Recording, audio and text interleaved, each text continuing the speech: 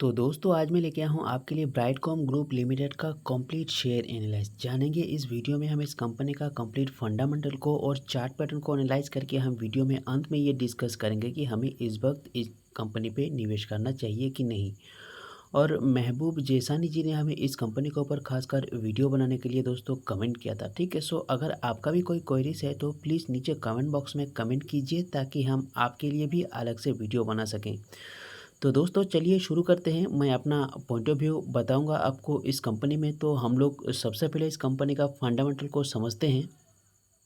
तो किसी भी कंपनी का फंडामेंटल समझने के लिए सबसे पहले हमें देखना रहता है कंपनी का क्वार्टरली रिजल्ट कैसा है। तो यहाँ पे मार्च 2023 का क्वार्टरली रिजल्ट पे आप देख सकते हो 10.5% के आसपास कंपनी को ईयर ऑन ईयर रेवेन्यू पे प्रॉफिट हुआ है। नेट इनकम में कंपनी 3% के आसपास प्रॉफिट में है इस साल में। अर्निंग पर शेयर में भी 2.7% जो है कंपनी इस साल में प्रॉफिट में है। नेट प्रॉफिट मार्जिन में कंपनी को लगभग 7% के आसपास जो है इस साल पे लॉस हुआ है। कंपनी ऑपरेटिंग इनकम में प्रॉफिट में है 1.32%। यहाँ पे कंपनी का कॉस्ट ऑफ रेवेन्यू थोड़ा बहुत ठीक ठाक है, 12.5% के आसपास कंपनी जो है इस साल में प्रॉफिट में है। तो इसका हम टोटल फिगर्स भी समझेंगे। तो हम लोग सबसे पहले इस कंपनी का जो है फंडामेंटल को समझते। तो मैं लेके चलता हूँ आपको screener.in पे। तो ये कंपनी जो है ये एक आईटी सेक्टर का एक कंपनी है। इसका आप टोटल मार्केट कैप देख सकते हो 5,337 करोड़ कंपनी का मार्केट कैप है और इसका करंट शेयर प्राइस 26 रुपया 40 पैसे का है। लोएस्ट प्राइस रहा इस साल में 9 रुपया 27 पैसा, मतलब कुछ ही दिन पहले कंपनी जो है लो बनाया 9 रुपया 27 पैसा कम। उसके बाद कंपनी फिर से एक अप ट्रेंड बनाया है, बट अभी कंपनी करेक्शन जोन पे है। तो इस साल में हाईएस्ट बनाया कंपनी ने लगभग 58 रुपीज़ के आसपास। ठीक है, और यहाँ पे कंपनी का प्राइस अर्निंग रेशियो का नंबर्स देख सकते हो, बहुत ही बेहतरीन नंबर्स है इस वक्त कंपनी का प्राइस अर्निंग रेशियो का नंबर्स। बुक वैल्यू भी कंपनी का ठीक ठाक है। कंपनी आपको डिविडेंड भी 1.13% का डिविडेंड यील्ड है कंपनी का। और यहाँ पे रिटर्न ऑन कैपिटल एम्प्लॉयड और रिटर्न ऑन इक्विटी दोनों का नंबर्स यहाँ पे बहुत ही बेहतर है। फेस वैल्यू कंपनी का दोस्तों 2 रुपये का है। तो ओवरऑल हमें कंपनी का अब तक देखा जाए तो सब हर चीज़ ठीक ठाक देखने को मिल रहा है। ठीक है, ठीक ठाक से भी अच्छा मतलब बेहतर देखने को मिल रहा है। तो यहाँ पे और क्या क्या है हम लोग देख लेते हैं। तो आप देख सकते हैं company is almost debt free. दूसरा, बुक वैल्यू का जो नंबर्स है कंपनी का इस वक्त बहुत नीचे आ चुका है, तो एक अच्छा नंबर्स है इस वक्त। और यहाँ पे कंपनी का जो आने वाला क्वार्टर रहेगा वो अच्छा आने का एक्सपेक्ट करता है। और यहाँ पे सेल्स ग्रोथ देख सकते हो कंपनी का, सॉरी प्रॉफिट ग्रोथ। बीते 5 सालों में प्रॉफिट ग्रोथ में कंपनी जो है 27.5% इजाफे पे है ओवरऑल 5 साल का अगर देखा जाए तो। और यहाँ पे आपको देखना है प्रोमोटर्स का होल्डिंग। प्रोमोटर्स का होल्डिंग बहुत ही कम है। मैं एक्सपेक्ट करता हूँ एटलीस्ट कम से कम 40% होना चाहिए, क्योंकि कंपनी का ओवरऑल फंडामेंटल ठीक ठाक है। तो कंपनी एक बड़ी कंपनी इस वक्त बन चुकी है, तो इसका फंडा जो है मैं आपको प्रोमोटर्स का होल्डिंग 40% एक्सपेक्ट करता हूँ इस तरह का कंपनी के लिए। ठीक है, तो मेरे इस एक्सपेक्टेशन से बहुत ही कम है होल्डिंग्स, ये चीज़ एक नेगेटिव है, आपको ध्यान रखना है। रही बात इस कंपनी का मार्च 2023 का क्वार्टरली रिजल्ट, तो आप देख सकते हो यहाँ पे कंपनी 977 करोड़ का कंपनी का एक्सपेंस हुआ है और कंपनी को 1368 करोड़ का सेल हुआ है। तो कंपनी जो है ऑपरेटिंग प्रॉफिट में 391 करोड़ प्रॉफिट में है मार्च 2023 के क्वार्टर में। दिसंबर के क्वार्टर में अगर कंपेयर किया जाए तो दिसंबर के क्वार्टर में कंपनी को ऑपरेटिंग प्रॉफिट में प्रॉफिट हुआ था आपका 8.16 करोड़। तो मतलब 8.16 से अभी जो प्रॉफिट है आधे से भी कम हो चुका है क्वार्टर एंड क्वार्टर बेसिस पे अगर देखा जाए तो। नेट प्रॉफिट आप देख सकते हो यहाँ पे, नेट प्रॉफिट में कंपनी को इस क्वार्टर में हुआ है 229 करोड़ का। पिछले क्वार्टर में कंपनी नेट प्रॉफिट में था 544 करोड़ का। ये जो है सब टैक्स वैक्स सब जो भी सब देने के बाद ये नेट प्रॉफिट हुआ है कंपनी को। तो मतलब आधा हो चुका है क्वार्टर एंड क्वार्टर अगर देखा जाए तो कंपनी का प्रॉफिट। तो जिसके कारण भी कंपनी का शेयर प्राइस में लगातार हमें गिरावट देखने को मिल रहा है, ये भी एक रीज़न हो सकता है। अभी अगर ईयर ऑन ईयर देखा जाए तो कंपनी ने प्रॉफिट सेल्स मतलब टोटली इसका ओवरऑल बिजनेस में बहुत ज़्यादा मतलब जंप मारा है। आप देख सकते हो इस साल में कंपनी का एक्सपेंस हो चुका है 5,224 करोड़ का और सेल हुआ है 7,397 करोड़ का।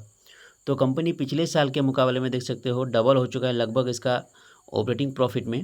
यहाँ पे पिछले साल में मार्च 2022 को कंपनी को ऑपरेटिंग प्रॉफिट में 1,507 करोड़ का प्रॉफिट हुआ था, जबकि इस साल में कंपनी 2,173 करोड़ जो है प्रॉफिट में है इस साल में। तो ईयर ऑन ईयर नंबर्स अच्छा है। नेट प्रॉफिट अगर देखा जाए तो 900 करोड़ से 912 करोड़ से company 1,373 crore year on year profit में आ चुका है। तो बहुत अच्छा नंबर्स है ईयर ऑन ईयर। लेकिन क्वार्टर एंड क्वार्टर देखेंगे थोड़ा सा जो है नेगेटिव है। तो इसी हिसाब से अंदाज़ा लग जाता है कि शॉर्ट टर्म के लिए मत सोचिए, लॉन्ग टर्म के लिए सोचिए। ईयर ऑन ईयर बेसिस पे कंपनी का नंबर्स अच्छा बेहतरीन होते जा रहा है, ठीक है। क्योंकि अभी वो इस तरह के पेनी स्टॉक्स नहीं रहा जो कभी भी ऊपर भागेगा कभी भी नीचे भागेगा। ये फंडामेंटली टोटल प्रॉपर बिजनेस अगर अच्छा रहेगा तो कंपनी शेयर प्रॉफिट में रहेगा। नहीं तो अगर इन फ्यूचर कंपनी का बिजनेस अगर ख़राब हो जाता है तो इसका शेयर प्राइस भी गिरने की चांसेस ज़्यादा है। इस तरह का कंपनी आपको मान के चलना पड़ेगा। आप दिमाग से निकाल दीजिए कि ये कोई पेनी स्टॉक्स है, ठीक है। एक अच्छा स्टॉक्स बन चुका है, ओवरऑल कंपनी का फंडामेंटल अच्छा हो चुका है। सेल्स ग्रोथ कंपनी का अच्छा है, बहुत ही अच्छा है। यहाँ पे प्रॉफिट ग्रोथ का भी नंबर्स अच्छा है, CAGR का भी नंबर्स ठीक ठाक है। बट इस साल में CAGR जो है घट चुका है 50% का। और रिटर्न ऑन इक्विटी का नंबर एवरेज है, बहुत अच्छा नहीं है, एवरेज है, ठीक ठाक नंबर्स है। अब तक सब कुछ ठीक ठाक देखने को मिल रहा है हमें। अभी इसका शेयर होल्डिंग पैटर्न पर भी एक नज़र डालेंगे हम लोग। तो यहाँ पे आप देख सकते हो कंपनी का प्रोमोटर्स के पास 18.48% का प्रोमोटर्स का होल्डिंग है। इससे पहले दिसंबर 2023 के अपडेट तक कंपनी के पास 18.47, ठीक है, 18.47 से 18.48 पे आ चुका है। मतलब 0.01% जो है प्रोमोटर इस कंपनी में इस क्वार्टर के अपडेट के बाद स्टेक उठाया है। ये एक प्लस पॉइंट है कि प्रोमोटर्स अभी इस कंपनी में थोड़ा थोड़ा करके बाय करना शुरू कर चुका है। बाकी FIs का होल्डिंग अच्छा है। अगर प्रोमोटर्स का यहाँ पर होल्डिंग्स कम है तो यहाँ पे FIs का होल्डिंग अच्छा है, ठीक है। तो एवरेज अगर दोनों को मिलाया जाए तो थोड़ा बहुत ठीक ठाक होल्डिंग्स यहाँ पे देखने को मिल रहा है। बाकी यहाँ पे FIs भी देखेंगे 14.55 से 14.79 पे आ चुका है। डोमेस्टिक इन्वेस्टर का देखेंगे तो 0.06 से 0.08 हो चुका है। ओवरऑल सब सारे के सारे जो FIs है, DILs है, गवर्नमेंट भी इसमें थोड़ा बहुत हिस्सा ले रहा है। तो यहाँ पे हमें पॉजिटिव ही देखने को मिल रहा है। बट यहाँ पे प्रोमोटर्स का होल्डिंग थोड़ा सा और होना चाहिए था। कुल मिला के अभी भी 65% से ज़्यादा इस कंपनी में पब्लिक का होल्डिंग है। और यहाँ पे अच्छी बात यह है कि गवर्नमेंट का भी थोड़ा बहुत स्टेक है। लेकिन सिर्फ गवर्नमेंट का स्टेक होने से उतना फ़र्क नहीं पड़ता है। अगर इस कंपनी का प्रोमोटर्स का अच्छा होल्डिंग हो जाए तो और अच्छा होता इसका फंडामेंटल, ठीक है। उस हिसाब से मैं आपको बता रहा हूँ। तो ओवरऑल कंपनी का फंडामेंटल ठीक ठाक है। Sales growth, profit growth year on year बेहतर है। क्वार्टर एंड क्वार्टर थोड़ा सा नेगेटिव जरूर गया है। तो यहाँ पे आपको शॉर्ट टर्म और लॉन्ग टर्म के लिए भी सेल्स की वजह से आपको कंपनी के जो निवेशक है उनको फ़र्क पड़ता है। ये चीज़ अपने दिमाग में रखिए। थोड़ा बहुत हम लोग चार्ट पैटर्न को भी एनालाइज कर लेंगे। तो अगर आप इस कंपनी में मैक्स बहुत लंबी समय के लिए निवेश करना चाहते हो तो आपको मैक्स टू मैक्स कंपनी का चार्ट पैटर्न देखना जरूरी है। मैक्स टू मैक्स कंपनी ने 94% के आसपास जो है रिटर्न पे है।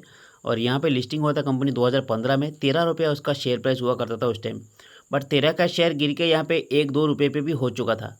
तो यहाँ पे जो भी निवेश किया है उनको कितने साल वेट करना पड़ा, आप इसका अंदाज़ा लगा सकते हो।